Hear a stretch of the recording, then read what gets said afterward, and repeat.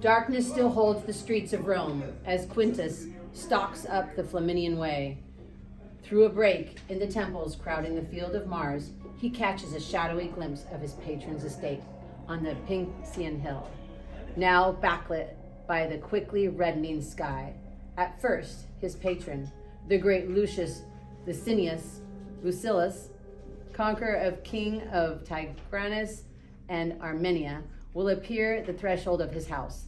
There he will be greeted by his clients, Romans and foreigners, common soldiers, gossips, merchants, tradesmen, bankers, and even other senators. Some of the clients making their way to Lucilius's house will come to ask his advice, others to seek his assistance in a legal case or a business venture. Some, like Quintus, will come only to demonstrate their loyalty to Lucilius and show that they are ready to help their patron. Even as a civilian, Quintus has maintained his military discipline and has never been late to this ritual greeting, the salutation. Not once in the 3 years since Lucilius and his army returned victorious from the campaign in the east. Quintus blends into the crowd outside Lucilius's gate just as a brilliant dawn breaks across the Pincian. The doorman throws open the gates and Lucilius appears at the threshold in an impeccable white toga. His clients shout as one, "Ave Domine, Hail Master!" Lucilius stands motionless and impassive, the expected response of a great patron. Those who have business with Lucilius form a queue. The rest move to collect today's treat from large baskets dropped outside by 4 of Lucilius's slaves. Quintus peers into a basket and snorts a bunch of chard. He slouches toward the baskets, but then stops and catches his breath. Lucilius fixes his gaze on him and slowly gestures for him to follow him inside. There are senators waiting, ambassadors, wealthy and important men. Quintus avoids their glares and tries in vain to smooth his rumpled, grimy tunic as he slides past them. Quintus walks across Lucilius's magnificent atrium, all colorful marble and packed with Greek statues, and into the tablinum, his patron's office at the very center of his house. Lucilius sits reading at his large desk, a pile of scrolls on one corner, an oil lamp flickering in another, and what seems like an eternity. Lucilius puts aside the scroll and looks up. Quintus, Sextilius, my brother in arms, I hope you have been well. When we fought together in Pontus and Armenia, you were a man I trusted to discover the enemy's plans and report them to me honestly. Are you still an honest man? Of course, General! Lucilius stares at Quintus, inhales sharply, and slowly exhales. Good. I have a final mission for you, perhaps the most important I've ever assigned you. You've heard the rumors. While the Senate debates amnesty and reform, storm clouds gather. Murder, treachery, plots against the councils. Is Catiline plotting revolution? Or has Cicero fabricated these charges to thwart the reformers? Manlius is said to be rising in the army in the south, so Cicero tells me. I need to know that it is really happening and what the various factions in the cities have planned. Go to the house of Scrivius Curio, the orator and leader of the Boni, the good, loyal men as they call themselves. I've already sent a letter announcing your arrival. Beyond that, I leave it to your skills to find out what is really happening in Rome. I need not remind you that everyone you speak to today is a politician. They will give you part or a version of the truth. Can I count on you today, Quintus, as I did beneath the walls of Artaxata? Of course, General. Immediately, a young slave escorts him outside, past the long queue of impatient clients. The heat and smell of the city assaults him as he walks back towards the Forum and the house of Curio. Suddenly, over the rising din of the city, Quintus hears his name.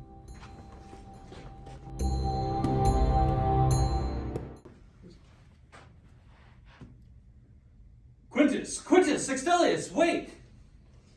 It is Marcus Antonius, walking with his new friends. Antonius is young, but already infamous. Antonius's grandfather was murdered during the Sullan Terror 2 decades ago, but Antonius is daring, brilliant, and seems poised to climb the ladder of Roman politics. A whiff of scandal hangs around Antonius. But Quintus knows Antonius has friends in every faction, the populares, who cultivate the support of the people, like Crassus and Caesar, followers of Catiline, like Lentus Sura, partisans of Cicero, like Murena, and even staunch defenders of the traditional order, like Catulus. Quintus, I hope you are well. What brings you into the forum at such a dangerous time? I am here on a favor from Lucullus. Of course you are. Marcus grasps at once what a man like Lucullus would want with an old soldier like Quintus. Way to the house of Scribonius Curio to learn about yesterday's events from one of Cicero's friends. Perhaps you will find our conversation interesting. What luck! Quintus thinks and falls in step beside him. As Quintus walks across the forum, Marcus Antonius voices his concerns about Cicero and Catiline and his thoughts on the legislation before the Senate.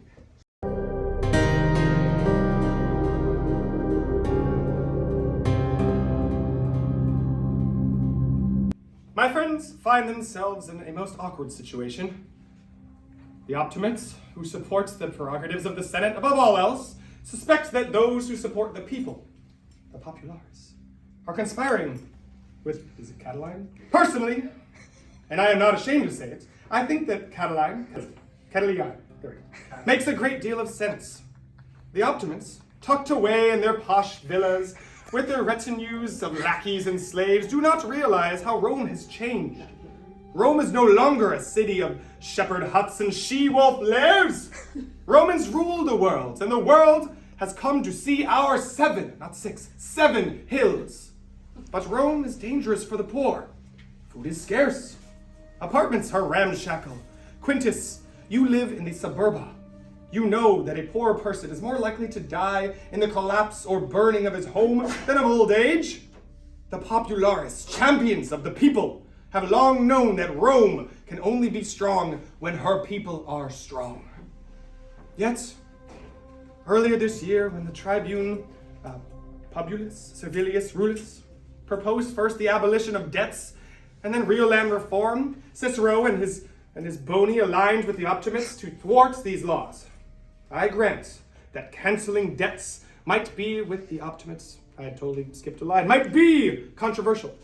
But how could anyone object to the land bill?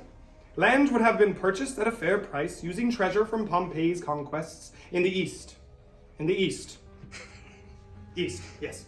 And public lands in Campania, all now unoccupied, would have been distributed to the urban and rural poor. But Cicero spoke vigorously against it, citing its costs and claiming that lands would be no benefit to the poor. No benefit to the poor? Huh! No wonder. There is such desperation here and throughout Italy when a consul can forget that Rome's empire was won by its landowning farmers. Emotions were raw. As a gesture of conciliation, the populares thought, surely we can be, at least, have some amnesty for the sons of men prescribed and condemned by the tyrant Sulla to run for office again. But no! Even this basic recognition of the rights of Roman citizenship was blocked by Cicero and his lackeys. No wonder so many now in desperation support Catiline. As if this insult to the people were not enough, Cicero then defended Gaius Rabirius, a man who slaughtered fellow Romans without trial. He did this not because he thought Rabirius was innocent, no thinking man could, but all to blunt any challenge to the authority of their precious consultum ultimum. Should justice care that Rabirius committed his crimes almost 40 years ago? 40 years. Cicero claims that the consultum ultimum is needed to prevent the chaos of mob rule. Rabirius and the other murderers climbed on the roof of the Senate house, tore off the tiles, and stoned to death a tribune of the people, Saturninus, Saturninus and his followers. He did this after they had surrendered to the consul and were awaiting lawful trial. Where was the imminent threat to public order? Even if you grant the authority of the decree, as soon as the threat has passed, surely the decree has run its course. Or does the consultum ultimum allow anyone with the Senate's favor to resort to violence with impunity when, whenever the mood strikes? That's mob rule. Rabirius's conviction shows that the people believe that their tribunes should be protected and that the rights of Roman citizens are violated. Cicero will risk everything if he rests his authority on the illegal and discredited authority of the consultum ultimum. A mob in fine togas is still a mob. So Rabirius was defended because of compassion, they say. Yet when my friends propose an amnesty for those unjustly convicted and those unfairly driven from the Senate, where was Cicero in his compassion then? If we are to avoid open conflict, an amnesty might show the downtrodden and the people that the optimates and Boni are willing to be reasonable and to work so that the law is just, and not a weapon to be wielded against their political and personal enemies according to their whim. But this business of Catiline raising an army? If it is true, then Catiline is less clever than I expected. Suspect. What folly! First, the threat of insurrection gives a pretext to move against those who seek reform. They have been itching for any excuse to curtail the tribunes since Pompey and Crassus restored their powers. We must preserve and strengthen the powers of the tribunate. It is our best check on the abuse of the people by the powerful. But just as Cicero should not act outside the law, neither should Catiline, no matter how necessary his reforms. Don't misunderstand. I see the attraction of reform. Many of my friends will be on the Aventine today, listening to Catiline and his associates rallying the people. But let's not forget who Catiline is. Need I mention Catiline's service to Sulla during his reign of terror? How many knights met their fate because of Catiline's tongue and Catiline's blade? He even arranged for his own brother-in-law to be added to the list of the proscribed and tortured to death Marius's nephew on the tomb of Lutatius Catulus. Catiline says he is a friend of the people, and maybe now he is. But when he had the chance to resist tyranny, he put citizens' necks to the sword in the name of the dictator. I cannot shake the feeling that he cares more for the consulship of Catiline than the welfare of the people. But no matter what happens, the populares will never support a consultum ultimum. Unless, of course, we can find an advantage in lying with strange bedfellows. Quintus is spared the raunchy joke he would follow for the mention of bedfellows, wink wink, by their arrival at Curio's house. Curio is gone to visit Cicero, but Curio's wife, Mememia, into the modest atrium where he waits, quietly joking with Antonius about a ridiculous sculpture of a drunken Bacchus. Curio soon arrives, huffing and puffing with his heavy toga. Curio greets Antonius warmly. Marcus Antonius, my good friend, look at you. You've brought a new friend.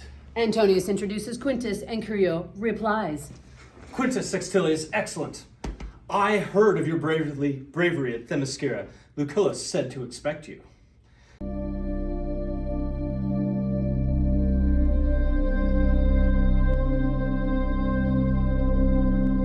I just returned from a meeting with Cicero, who plans to deliver a blistering indictment of Catiline in the Senate. Soon, there will be no turning back.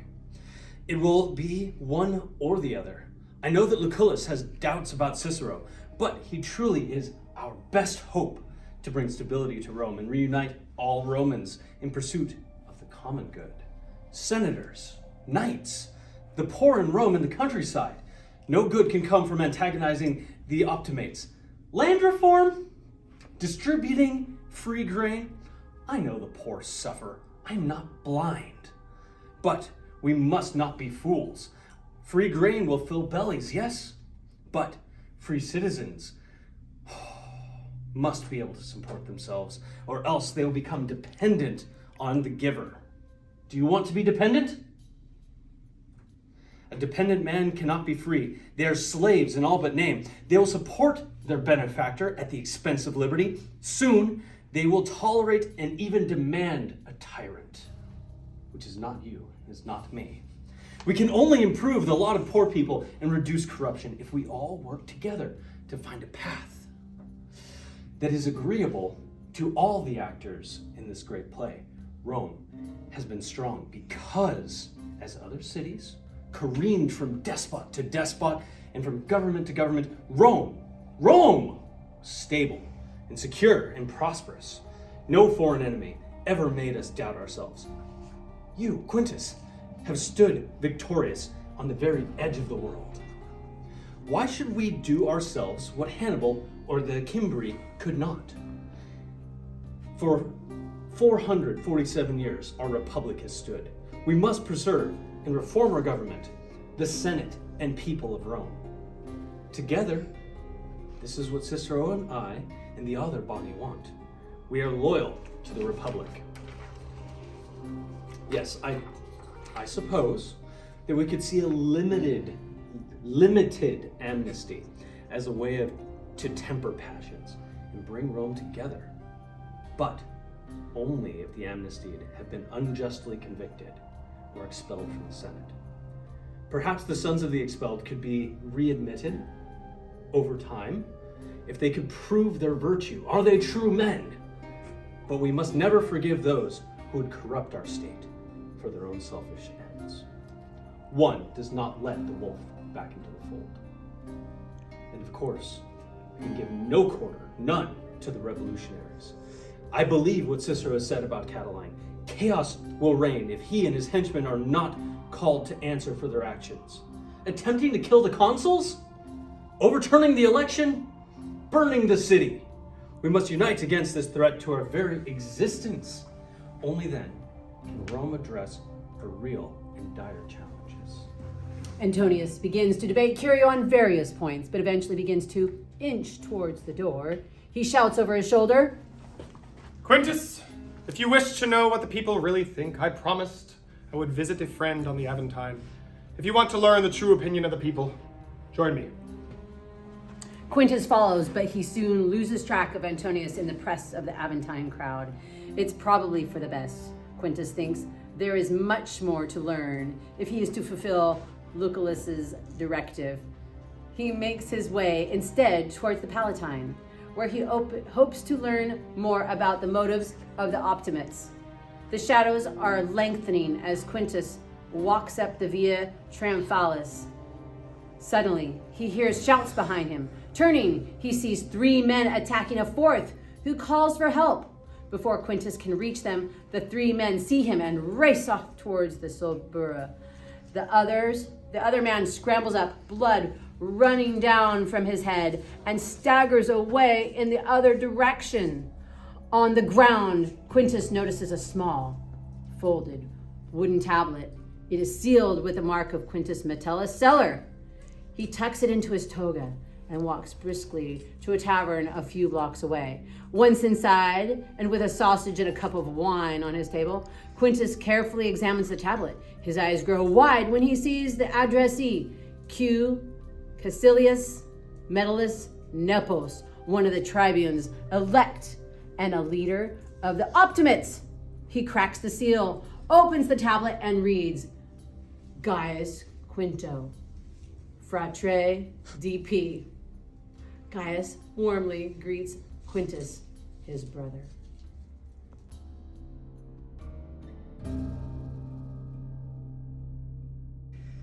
I just returned from the house of Tullius Cicero, where we discussed how best to approach the matters that will soon come before the Senate. It would be far better for the ship of state to be guided by a more experienced pilot from a more experienced family. But fate is what we endure, not what we choose. We must not underestimate Sergius Catiline, enmeshed in vice and swimming in perversion, but dangerously clever. The man is a paradox, a slave to every urge, every unclean impulse, yet capable of great physical courage. A hard man with a soft spirit, a monstrous and dangerous combination, a tyrannical combination. but only if we, who now as ever safeguard the best interests of the Republic, are not prudent. No one should doubt Catiline's charisma. And now he has the attention of the mob, with his calls to land reform, free grain, amnesty, and the forgiveness of debt. We must thwart every thrust by this pimp of the people's passions. Land reform, a fancy word for theft. They will take land that we have cultivated and improved for generations and give it to some drunken fool who knows as much about farming as I do about what lies beyond the Atlantic. Free grain, not free to those who will have to buy it, and a man who does not earn his bread is no more free than a dog who steals scraps from my table. Amnesty, forgiveness of crime and immorality, they will say that they want justice, but service in the state is the greatest responsibility in the world. Those men have neglected that duty or sold it for a piece of dirty silver. They have no virtue. Justice would be their perpetual banishment. Our mercy is that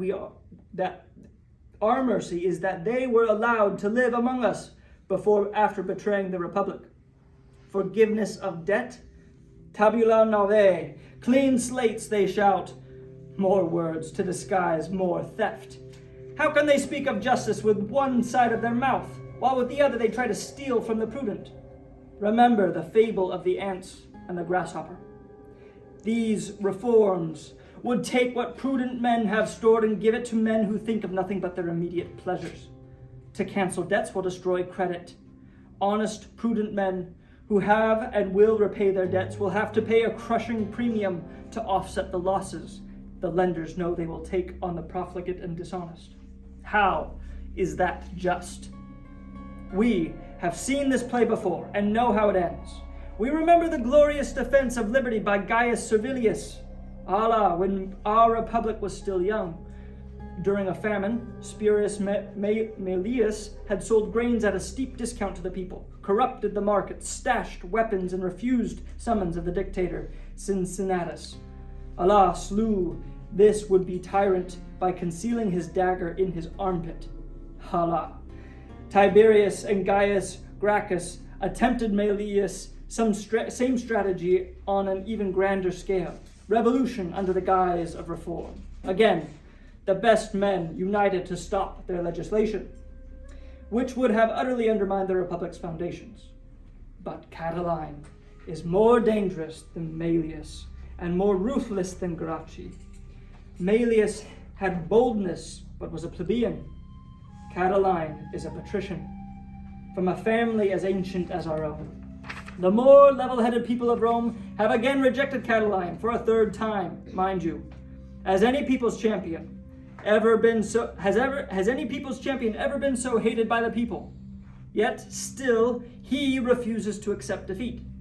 Even as he attempts to push his discredited reforms on the Senate, he begins to raise an army against the Senate and people of Rome.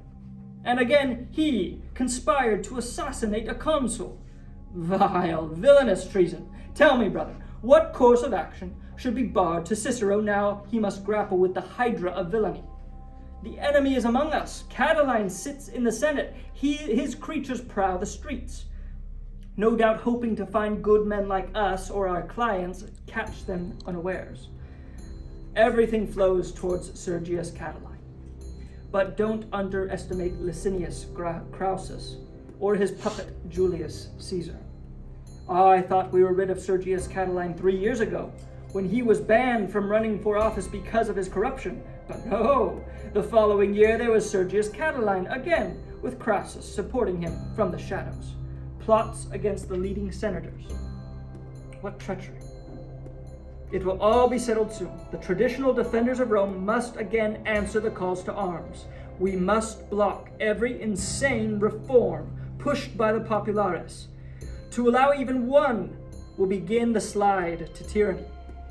If Catiline or Crassus has more revolutionary thoughts, we will stop them as well, just as we have every would-be tyrant who sought to destroy liberty for the last 447 years.